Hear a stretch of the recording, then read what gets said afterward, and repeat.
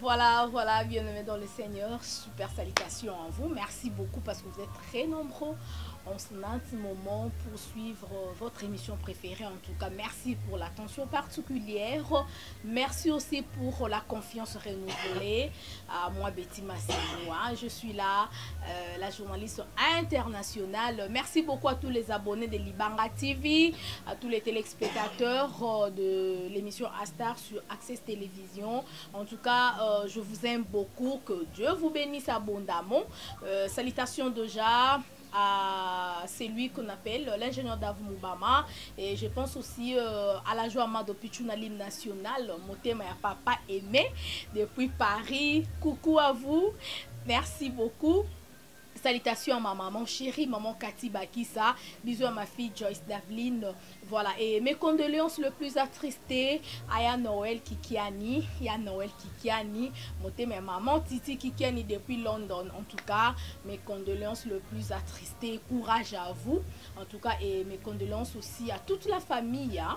En tout cas, together. We are together. Nous sommes ensemble vraiment. Et nous sommes de cœur avec vous.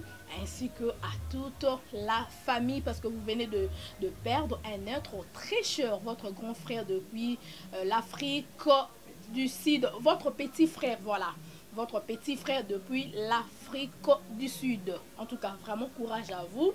Et salutations à Victoria Noëlla Kikiani depuis London. Voilà.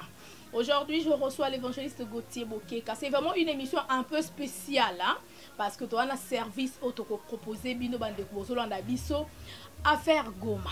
Vraiment, je sais bien que ndeko na biso ba congolais, boza libanda mboka ba congolais na ba congolaise nyonso bozala vraiment na amour ya Congo mboka na biso, mboka ya bakoko na biso. Et makambezo le kana est, en tout cas, on en a marre. Hein, on en a vraiment assez.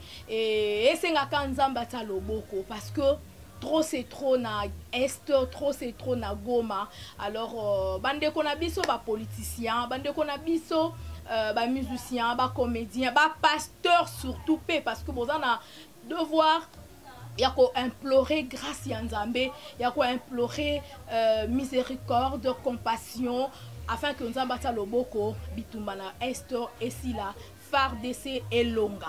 Alors, mon saïd Nzambe, l'évangéliste Gauthier Bokeka, a qui vraiment message, vision Nzamba lié, vraiment à pessier Tachouana, yako bonde la pona est. Alors, Tozana mon saïd Nzambe, awana équipe nae mobimba.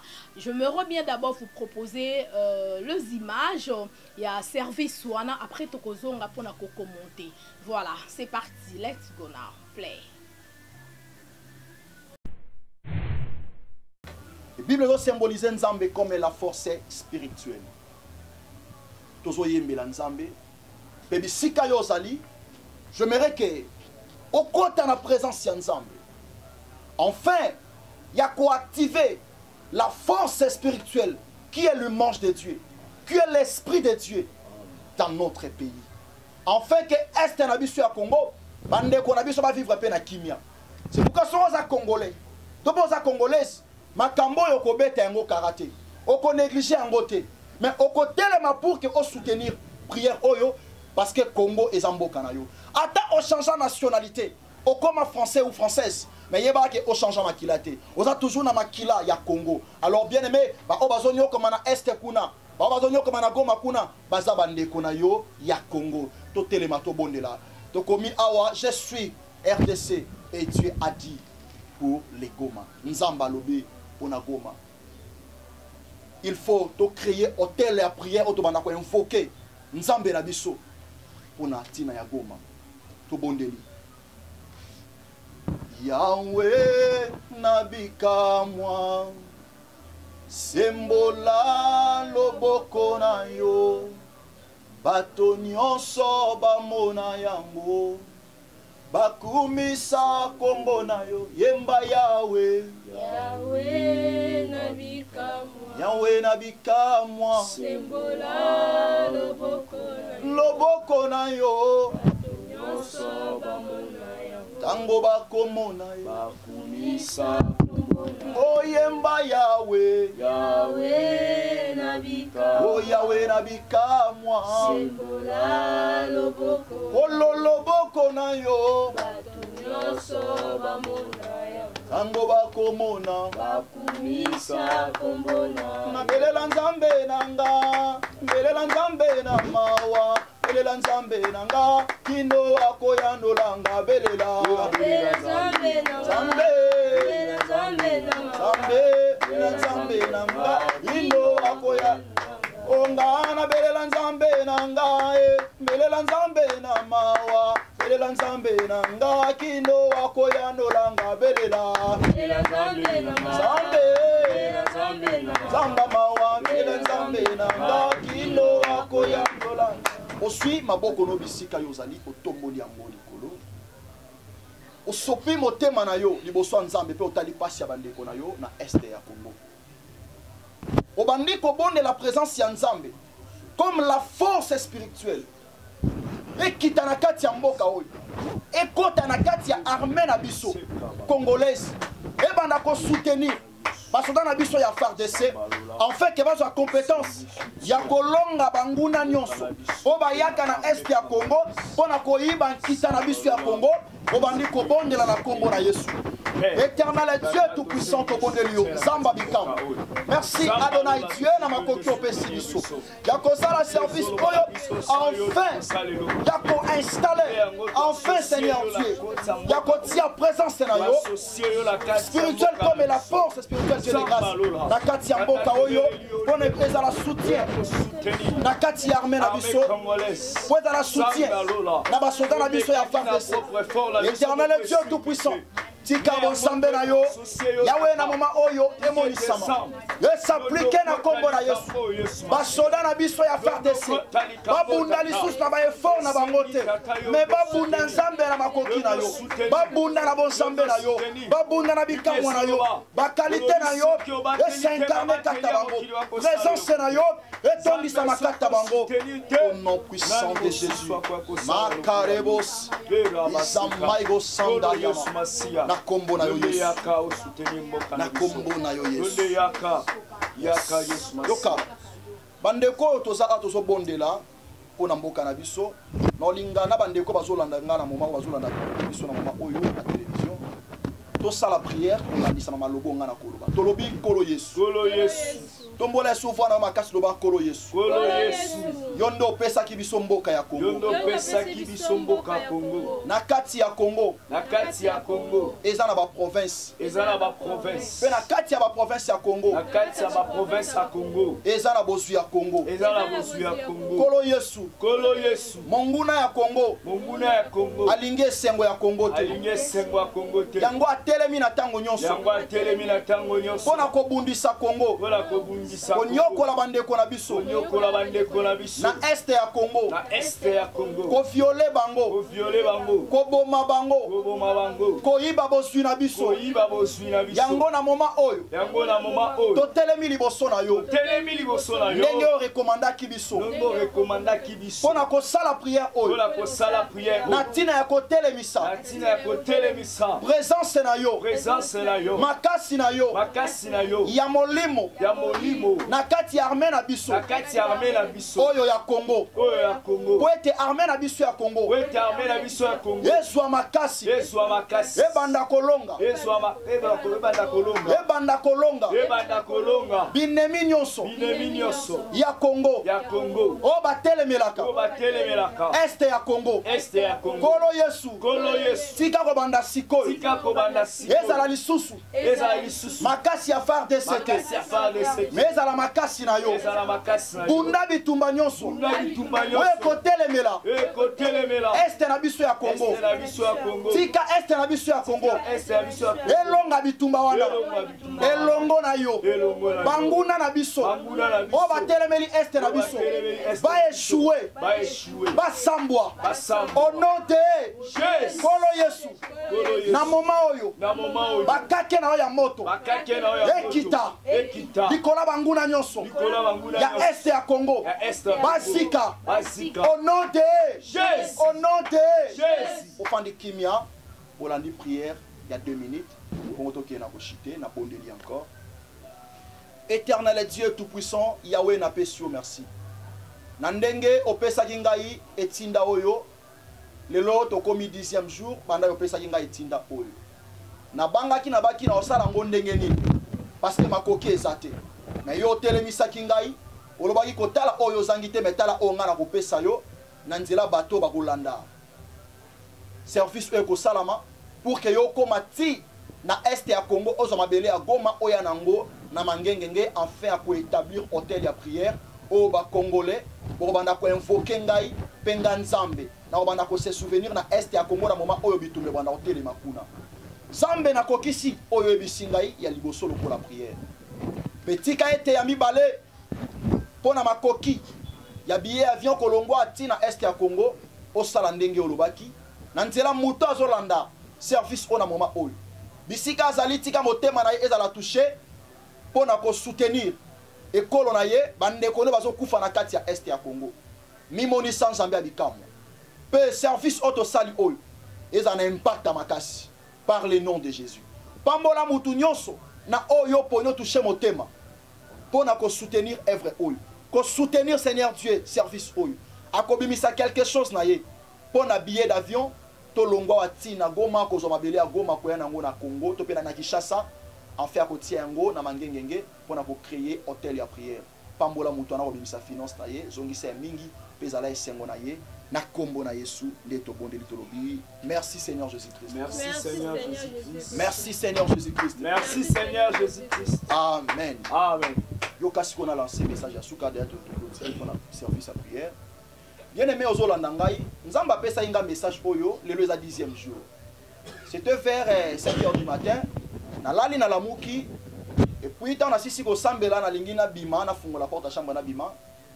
Na yoka mongo wanzambe ndiko bisanga lobi nazo recommander na service moko na faveur ya Goma ya RDC. Alobi nanga oko utiliser drapeau ya Congo pour utiliser tenir à phare DCP na soko utiliser Bible. Na tuni pourquoi? Abisinga drapeau ezo symboliser RDC. Alors Goma eza na kati ya RDC. Problème ya Goma eza problème ya RDC mobimba. Pe abisinga iteni à phare DC ezo symboliser la force physique, pe ezo symboliser phare DC. Aibisinga Bible ezo symboliser ngai nzambe la force spirituelle. Na suka wana asali synthèse alobi na kati ya Congo force ezaka mibale ezali force politique na force des armées mais force spirituelle na kati ya Congo ezate. Alors nzambe naza ko utiliser yo pour que na appliquer force spirituelle ya ko soutenir basoda ya FARDC pour na baba na kolonga na bitumba nyonso banguna ya Goma to pe ya Congo ba na ko telema pour na ko bundisa Goma ndenge ba telema. Na moment bo banda ko bondela ngai nganzambe akobanda ko se souvenir pour na est ya Congo pe basoda ya FARDC bo banda ko réussir. Wana message nzamba pesa ngai. Tango esili nga na kanisi OK esili. Na selo ko na bimana yoka a continuer sous koloba. Alors biso to sili service na otinda yo tina Goma kuna. Okene na Goma kozwa mabele ya Goma. Oye nango na mangengenge na ko indiquer yo place dino kozwa mabele na routier. Alors place na kozwa mabele na onga na ko indiquer yo ndebo ko créer hôtel ya prière au banda ko invoquer nganzambe na moment nyonso bitumbe banda ko telema pona est.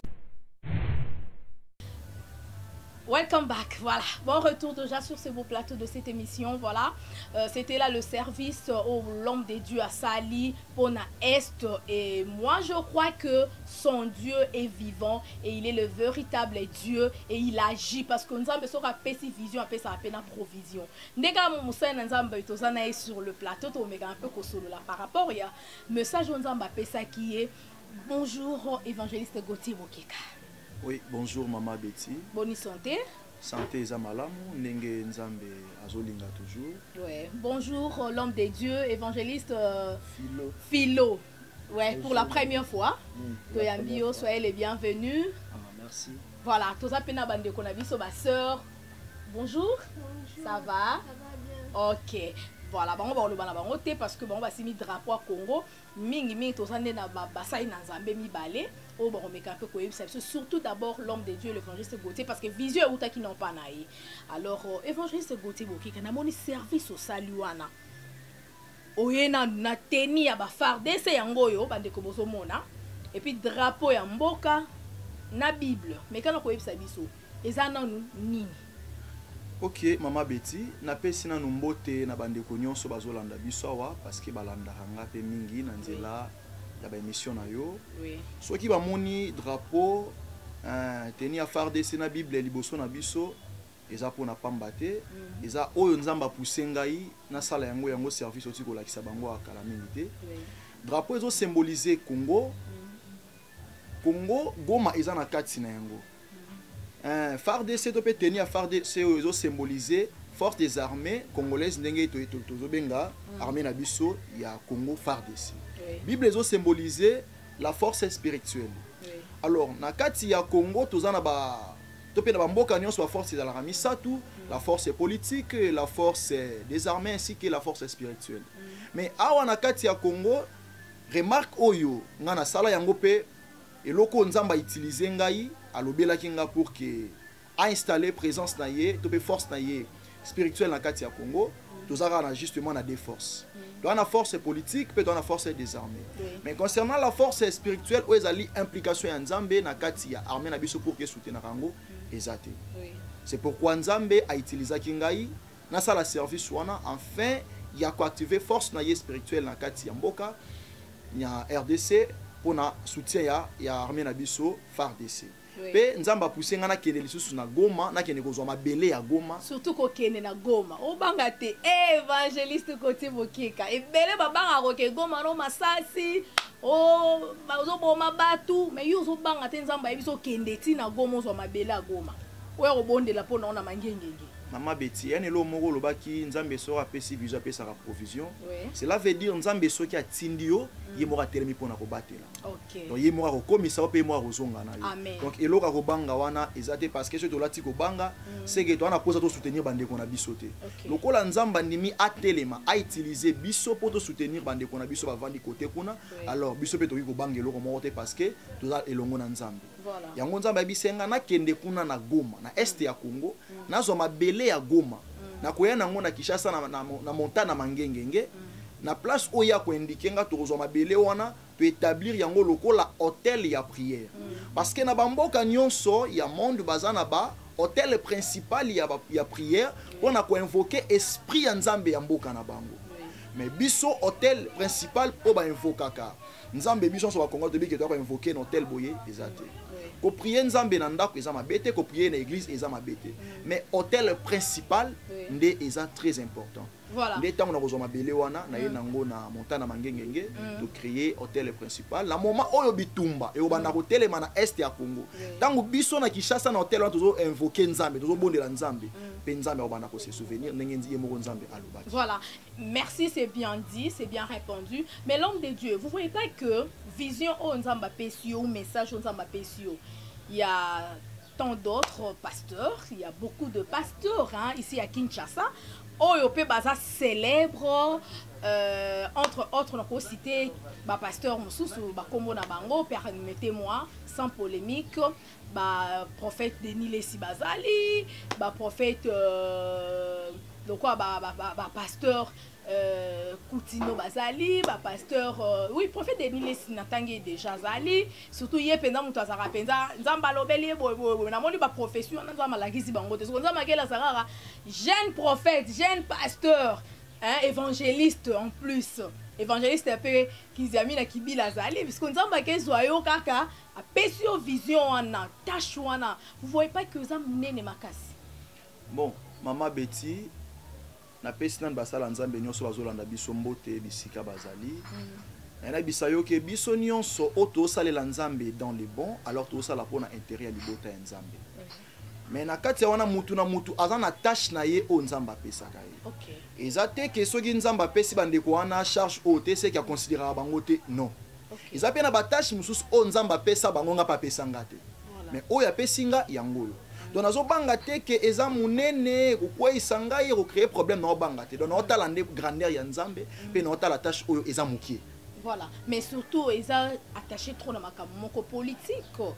Tétété, Mama Betty politique exact. Eza politique te.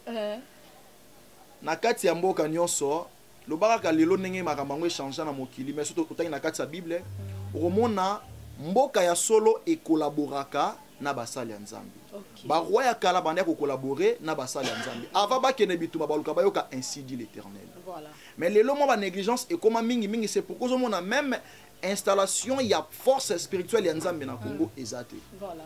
Nde loko nzamba lingi asala yango. Totana ba Israël wana va kene bitumba ba consulter nzambe na bango. Ce qui maintenant c'est li bango ba ko invoquer nzambe na bango. Oui.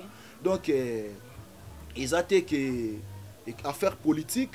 Non, ezé loko ezako engagé biso nyonso ba congolais. Voilà. Na ba politicien ko banana na sommet président ya république, ba sali ya nzambe, ba menisier, ba artiste, donc biso nyonso génération nyonso oyo ya Congo. Voilà, en tout cas cette affaire nous concerne tous hein. Donc affaire mboka et tali biso nyonso. Donc ya to ki parana mboka to le bikinga gut makambo politique wana na ki parango te. Mboka wana gut na ki parango te mais yeba que yango équipe ne balwara kaka donc voilà.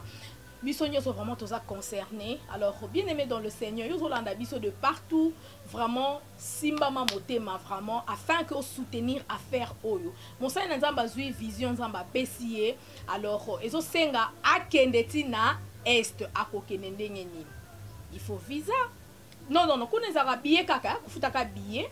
Voilà pour les en province billet. Donc faut qu'on sombe la mossa nzamba billet afin qu'akende na Goma. Oh combattant et on a zaka combattant qui combattant na onde na makambo yo. Combattant pour Jésus-Christ au lingaka Congo lobi o kebande ko biso bazo kufa makile ezotanga total nzambe ya telemi ya lobi to bonde la pona est mosa na nzamba zo mabele ya est aya na ona mangengenge afin que babando bonde la pona ngo batala hôtel o babando implorer grâce à nzambe afin que bitumana est si là ndeko landi biso $100 $200 $300 $50 $500 montant nyonso kaka onza marotia à cœur l'homme de Dieu azamana bengi yobi contribution na nga pona billet yango yo tant mo sene zama rokende pona ko bondela pona est bitumana le rekosila nzama ko se souvenir na yo. Merci l'homme de Dieu, nous sommes arrivés à la fin to pesa malobana évangéliste Philo un mot par rapport à ça na moni pe aux arts Moussa Nzambe aux autres travailleurs sont na évangéliste Gauthier Bokeka et puis na ba polo bolati na mono et bokomi RDC je suis RDC. Dieu a dit pour les Goma. Dieu a dit pour les Goma. Dieu a dit quoi pour les Goma? Nzamba lobi par rapport à message à pas à l'homme de Dieu que toko matina Goma tozwa mabele à Goma toke de établir en quelque part pour na ko implorer grâce à Nzambe par rapport à marambo ezokomela biso na Goma nde yangwana eza ainsi dit l'Éternel oh tozali ko sala. Voilà, ainsi dit l'Éternel en tout cas. Son Nzamba lobi likambo akokisaka yango. Merci l'homme de Dieu. Alors tokomi na suka un dernier message okoki kopesa na bandeko balandi biso. Bandeko nyonso baza kolanda biso.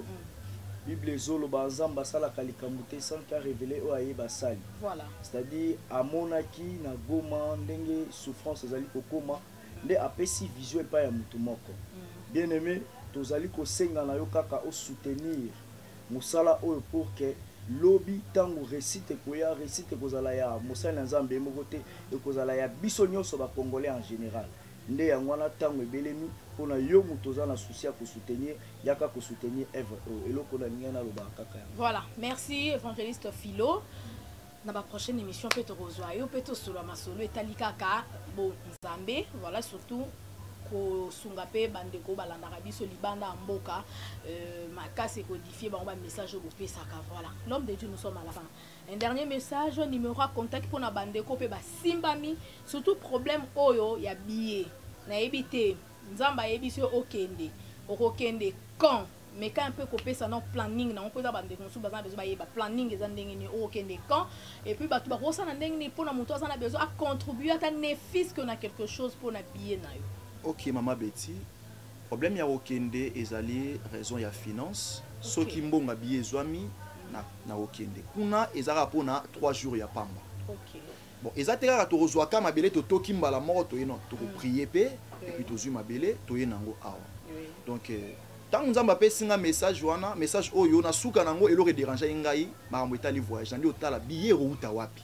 Nde na sima na tuni nzamba abisinga ko mitungisa te mutu akolanda yo wana nde na retoucher motema na ye billet komonana. Alors bandeko bazolanda ngai na moment oyo na mwa muki epesa meli bango ba fungola mitema ba contribuer parce que affaire ya Congo ils ont concerné biso nyonso. Voilà, ba ozwa ndenge ni. Ba ozwa ngai na numéro eza affiché wana plus 243 9 75 22 86 15. Okay. Donc numéro wana ba komi évangéliste Gauthier boke kababenga ba ozwa ngai na soki mutanga somba billet mobimba que Dieu soit loué. Soki pas dans makoki ya mobimba te ne fils que quelque chose que Dieu soit loué toujours, tout contribuer na muke autozoa mina yango. Ndenge ote koloba, les vrais combattants, les vrais diaspora, on a combattant makambo nde yango. Voilà, c'est ça. Nga combattant nga combattant. Oh ba musicien ba ya robeta na Congo te po affaire est kuna bato bazo kufa. Siko mosa nza mandimi azo kene na est. Eza malamu te, o esengo to esengo te. Eza esengo. Oh elonga te elonga e. Donc merci beaucoup Yozolanda biso ka yonde osombela mosa nzambe biye parce que moi je crois vraiment que message oyo nzambe nenga lobi yango azana besoin ça quelque chose na est. Alors Yozolanda biso de partout en tout cas aux diaspora aux combattants contribuer na œuvre oyo nzamba kozanga te ko pambola yo olingo somba mosa nzambe biye ya mobimba lobi ke biye za na soki $500.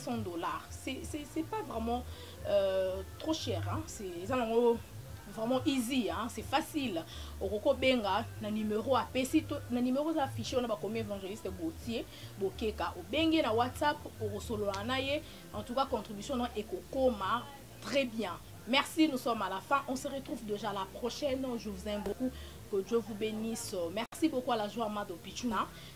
Contribution non peut la bien marqué nzamba aruzanga te ko pambola yo et courage à Noël Kikiani. Merci, au revoir, à plus. Ciao.